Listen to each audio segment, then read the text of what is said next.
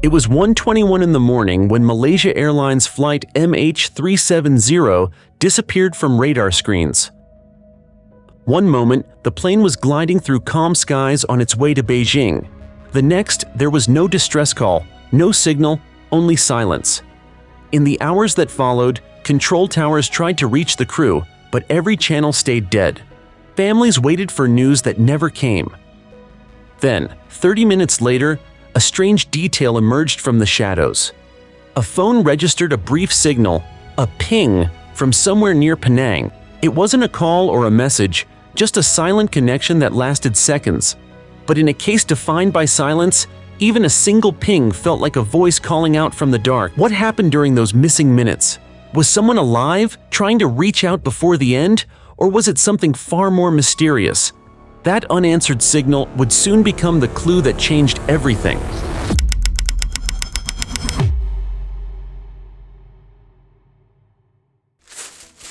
On the night of March 8, 2014, Kuala Lumpur International Airport was calm and routine. Flight MH370, a Boeing 777 bound for Beijing, lifted off at 12:41 a.m., carrying 239 people from 14 different countries. The weather was clear, and the crew exchanged normal greetings with air traffic control. Everything about the flight looked ordinary. At 1:19 a.m., Captain Zahari Ahmad Shah gave his final transmission. "Good night, Malaysian 370. Good night, Malaysian 370. 2 minutes later, the transponder went dark. The plane vanished from civilian radar as if someone had flipped a switch. But military radar later showed something incredible. Instead of continuing north toward China, the aircraft made a sharp turn west, crossing back over Malaysia and heading toward the Andaman Sea. No distress call, no emergency code, just a silent maneuver in the middle of the night. Authorities scrambled to understand what had happened. Was it a technical failure, a hijacking, or a deliberate act from inside the cockpit? As the search began, one unexpected clue surfaced. A faint phone signal from the co-pilot's device detected near Penang at 1:52 a.m. That detail didn't fit the official timeline. If the signal was real, it meant the plane was still flying low within Malaysian airspace. The discovery opened a new path in the investigation, one that would challenge everything people thought they knew about MH370. But what exactly did that ping mean? In any investigation, one detail can change everything. For Flight MH370, that detail came 30 minutes after the plane vanished from radar. At 1:52 a.m., a small but powerful clue appeared. A signal from the co-pilot's phone. It wasn't a call, and it wasn't a text. It was a brief connection, a ping that meant the device had reached out to a nearby cell tower and received a response. The tower that registered the signal was located near Penang, on the western coast of Malaysia. For a phone to make that connection, the aircraft had to be flying low, close enough for its signal to reach land-based networks. That single fact, if true, changed everything investigators thought they knew about the plane's path. Until then, the world believed MH370 had already left Malaysian airspace, climbing high and heading into the open ocean. But this ping suggested the opposite. The aircraft was still over Malaysia, moving westward under the radar. The discovery first surfaced in local media before being picked up by international outlets. Reporters cited anonymous sources within the investigation who confirmed that co-pilot Farik Abdul Hamid's phone had briefly connected to a network tower at 1:52 a.m. Malaysian authorities never denied it, but they didn't confirm it either. The story quickly fueled speculation. Some believed it was proof the plane was flying low to avoid radar detection. Others saw it as an error in the telecommunications log, perhaps caused by reused numbers or a system glitch. To understand how strange this was, it helps to know how rare a mid-air phone ping is. At normal cruising altitude, a smartphone cannot connect to ground networks because the signal is too weak and the angle too high. For a ping to occur, the device must be within about 100 miles of a tower and at an altitude of less than 10,000 feet. That means whoever was flying MH370 had either lowered the plane on purpose or it was already descending for unknown reasons. Investigators quietly examined the claim. The Malaysian Communications and Multimedia Commission was asked to verify the data, but released no public statement. No official report included the telecom record, and no network provider ever confirmed the exact location or duration of the ping. Without hard evidence, it was treated as a rumor, but the timing made it impossible to ignore. It matched perfectly with the period when the aircraft was seen turning west on military radar. That overlap is what gave the theory strength. The radar and the ping supported the same timeline. Together, they suggested that the plane, after losing contact with air traffic control, did not simply drift aimlessly. It was moving deliberately, low enough to make contact with a phone tower, yet hidden from civilian radar. For many analysts, that indicated human control. The co-pilot's family never commented publicly on the report. Friends described him as calm, disciplined, and deeply professional. He had no history of erratic behavior and was known for his love of aviation. The idea that his personal phone might have connected mid-air added an emotional layer to the mystery. Was he trying to call for help? Or was the phone simply on, connecting automatically as the plane passed within range? Every possibility carried new implications. If it was an intentional call, then someone inside the cockpit was alive and aware. If it was an automatic signal, it still meant the aircraft was flying low enough to connect. Either way, the ping became one of the most haunting pieces of evidence in the case.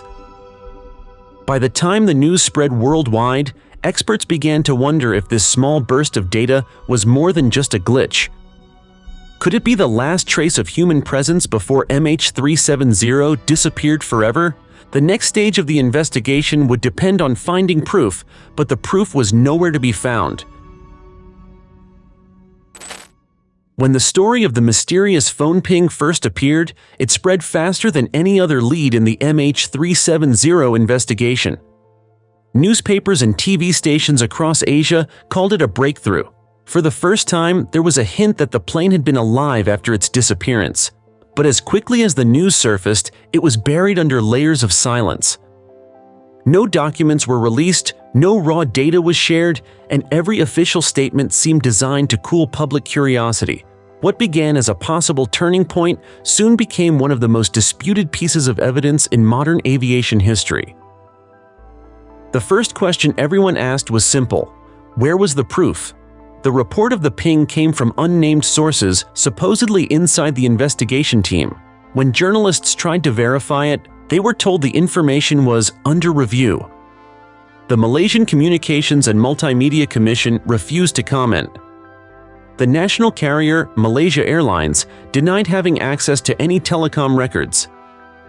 Even the police and military gave conflicting answers when asked if the signal was real. This absence of transparency created a vacuum that conspiracy theories quickly filled. Some people believed the government was hiding the truth to protect national security. Others thought the ping was never real to begin with, an error in the cellular network's routing system. Telecommunications experts explained that a number could remain active even if the phone was off, due to automatic synchronization between towers. They also pointed out that Malaysia's cellular infrastructure often reused phone numbers after periods of inactivity, meaning the ping could belong to another user. But the timing of the signal made those explanations difficult to accept.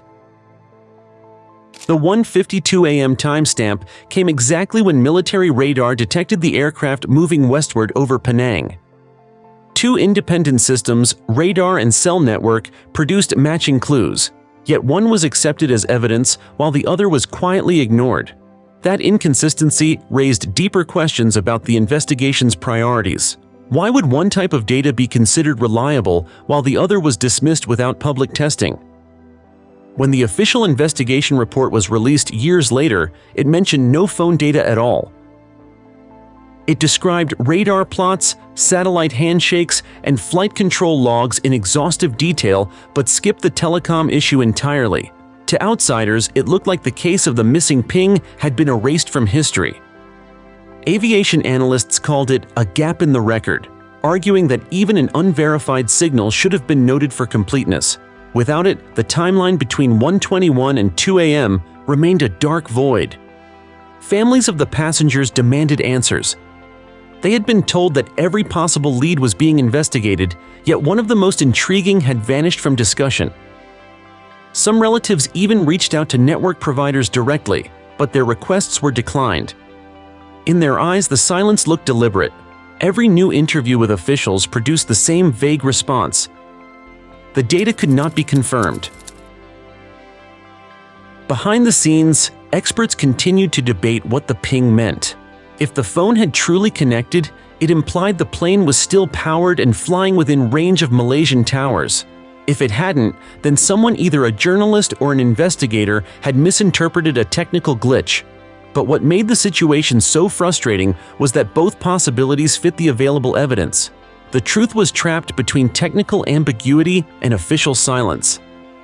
For years, the missing proof became a symbol of how incomplete the investigation remained.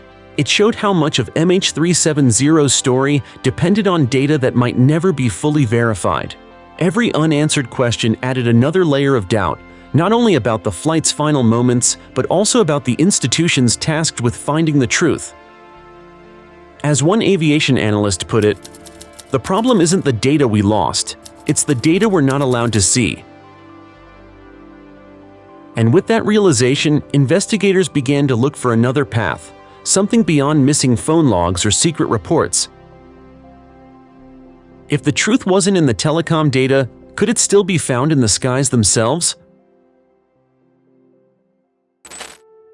When the official radar data was finally released, analysts realized something that changed the entire picture of MH370's journey. The plane hadn't flown in a straight line toward disaster. It had taken a complex, deliberate route across Malaysia, slipping through gaps in radar coverage like a shadow. After disappearing from civilian radar at 1:21 a.m., military tracking caught it moving west, flying lower than expected and turning over the Malacca Strait. It seemed to know exactly where the radar blind spots were. This path was far from random. Aviation experts studied the radar traces frame by frame and concluded that the altitude changes were intentional. The aircraft dropped to levels between 5,000 and 10,000 feet, then climbed again briefly before vanishing from the last military sweep. Such maneuvers would make sense only if someone inside the cockpit wanted to stay hidden.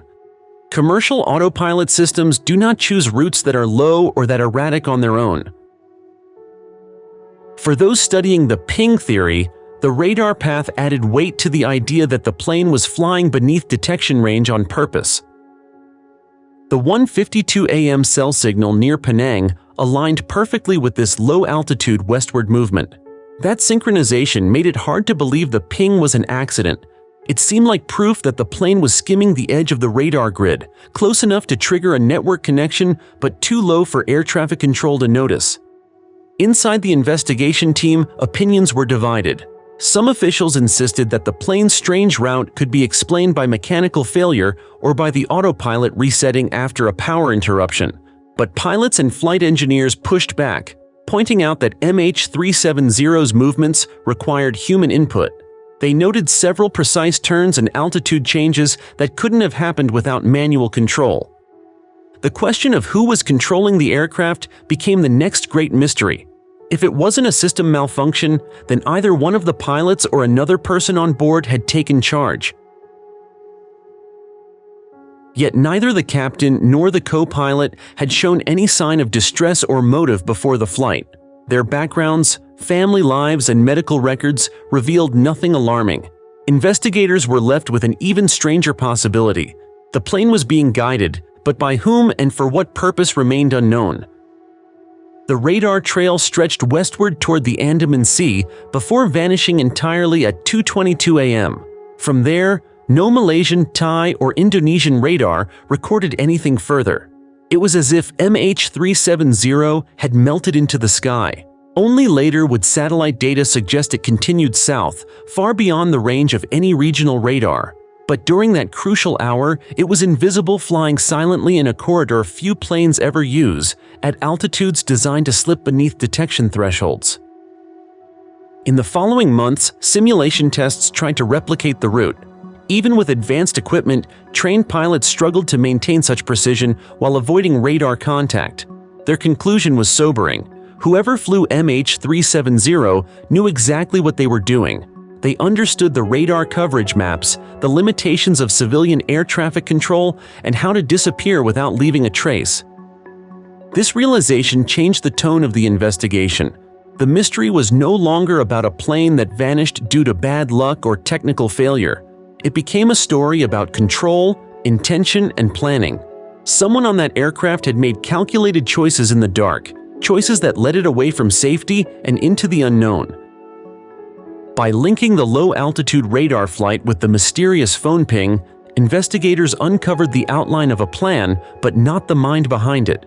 If the person controlling MH370 was skilled enough to hide from radar, what else were they capable of hiding? After MH370 vanished from military radar near the Andaman Sea, the world expected the trail to end there. But days later, a different kind of signal appeared. One that came not from radar or phones, but from satellites orbiting high above the Earth. Inmarsat, a British satellite company, reported a series of handshakes between its network and the aircraft's data system. These were automatic signals, exchanged once every hour, confirming the plane was still powered and capable of communicating. There were 7 in total, and the last one was received at 8:19 a.m., more than 6 hours after the flight disappeared from Malaysian radar. Those handshakes pointed south, far into the Indian Ocean, thousands of miles away from where search teams had been looking.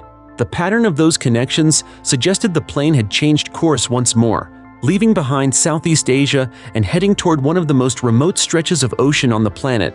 But even with those signals, there was a gap no one could explain. A half-hour period of complete silence between the final radar contact and the first Inmarsat handshake. That blank window was crucial. Between 2:22 and 2:52 a.m., no radar, no satellites, and no communication systems detected the aircraft. It was as if MH370 had entered an invisible zone. Experts offered several theories. Some believed the plane might have climbed to a high altitude to save fuel before turning south. Others suggested it descended even lower to avoid detection by radar in Indonesia and India. A few even speculated that it was refueling mid-air from another aircraft, though no military or civilian flight path supported that claim. The Inmarsat data became the backbone of the official search, guiding teams to the southern Indian Ocean west of Australia. Mathematical models called burst timing offsets were used to estimate distance and direction. According to those models, MH370's engines were still running until 8:19 a.m. when the final handshake ended abruptly. That signal, many believed, marked the moment the aircraft ran out of fuel and crashed into the sea. But the silence that came before the first handshake still troubled investigators. If the plane had been transmitting normally before, why would all systems go dark for 30 minutes only to return as if nothing happened? One theory was that the aircraft's transponder and satellite data unit were deliberately turned off and later reactivated. Another possibility was electrical failure, but that would not explain the precise timing of the reconnection. It looked too intentional, too coordinated to be random. For families waiting for answers, the Inmarsat discovery brought both hope and despair. It provided the first real coordinates to search, but it also meant their loved ones had likely perished in one of the most desolate places on Earth. Months of deep-sea exploration found nothing but waves and darkness. Pieces of debris would later wash ashore on islands across the Indian Ocean, confirming the southern route, yet the main wreckage remained missing. The unanswered questions multiplied. Why did the plane fly south instead of north toward safety? Why did it remain airborne for hours after losing contact? And who, if anyone, was controlling it during that silent half hour? Each answer led to more uncertainty. By connecting the last known radar contact with the first satellite handshake, investigators could trace the plane's final direction but not its purpose. If MH370 was truly flying south on its own, who or what decided that course? And if it wasn't, then why did the sky itself seem to help it disappear? 10 years after MH370 vanished, the mystery remains one of the most haunting in aviation history. Despite hundreds of reports, countless search missions, and millions of dollars spent, no one has been able to explain exactly what happened during those 7 missing hours. What began as a technical investigation has grown into a global obsession, with each new theory raising more questions than answers. The mysterious phone ping, the radar maneuvers, the southern route, and the final Inmarsat signals have all become fragments of a story that still feels incomplete. Over the years, investigators from around the world have re-examined the same clues with new technology. Oceanographic studies tracked debris drifting across the Indian Ocean, while computer models reconstructed possible flight paths. In 2018, the Australian Transport Safety Bureau concluded that the plane likely crashed in the southern Indian Ocean near an underwater ridge called the Broken Ridge Plateau. Yet without the black boxes, every conclusion remained speculative. No official report could say who was controlling the aircraft or why it flew so far off course. The lack of definitive evidence has fueled endless debate. Some experts argue that MH370 was the result of a deliberate act from within the cockpit, pointing to the controlled altitude changes and silent communication cutoffs. Others insist it was a catastrophic technical failure that left the aircraft flying on autopilot until it ran out of fuel. Still others believe there was more: an unreported fire, a hijacking, or even interference from external forces. Each theory carries a kernel of truth, but none can explain every anomaly in the data. As the search dragged on, the mystery began to reshape global aviation policy. Airlines were required to share live tracking data every 15 minutes, and new satellite systems were developed to monitor aircraft even over open ocean. The International Civil Aviation Organization called MH370 a wake-up call that exposed how fragile flight tracking really was. But while the world's systems became smarter, the central question of MH370 stayed frozen in time. Who was in control when the ping occurred? For the families of the 239 passengers and crew, the passing years brought neither peace nor closure. Memorials were built in Malaysia, Australia, and China, yet each ceremony felt more like a promise that the truth would one day surface. Many relatives still keep phones active under their loved ones' numbers, hoping one day they might ring again. For them, the ping is not just a clue, it is a heartbeat, proof that for one brief moment, someone on that plane was still reaching out. The obsession with MH370 has turned ordinary people into amateur detectives. Online communities have analyzed radar plots, flight simulations, and satellite archives. Some claim to have spotted wreckage in Google Earth images, while others trace conspiracy trails linking the disappearance to military experiments or secret cargo. Most of these theories collapse under scrutiny, but their existence shows how deeply the event cut into the collective imagination. It is no longer only a mystery about a plane, it is a mirror reflecting humanity's need to find meaning in chaos. Today, the official search has ended, but private missions continue, funded by individuals who refuse to give up. Each new piece of debris that washes ashore renews the question that refuses to die. What really happened in the final moments of flight MH370? Was the plane guided by human hands, or was it carried by chance into oblivion? Until the ocean reveals its secret, the silence of MH370 will remain the loudest sound in aviation history. In the end, the story of MH370 is not just about a plane that vanished, but about the silence that followed. A single phone ping, a few radar blips, and 7 faint satellite signals became the last traces of 239 lives suspended between Earth and sky.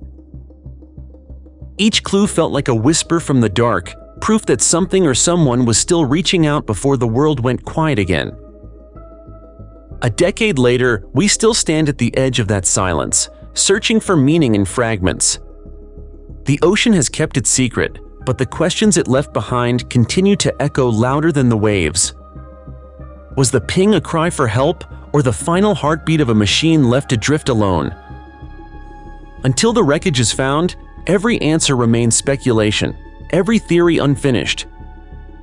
Perhaps the truth is not lost, it is waiting, hidden beneath the same waters that swallowed the flight. Do you believe MH370 will ever speak again?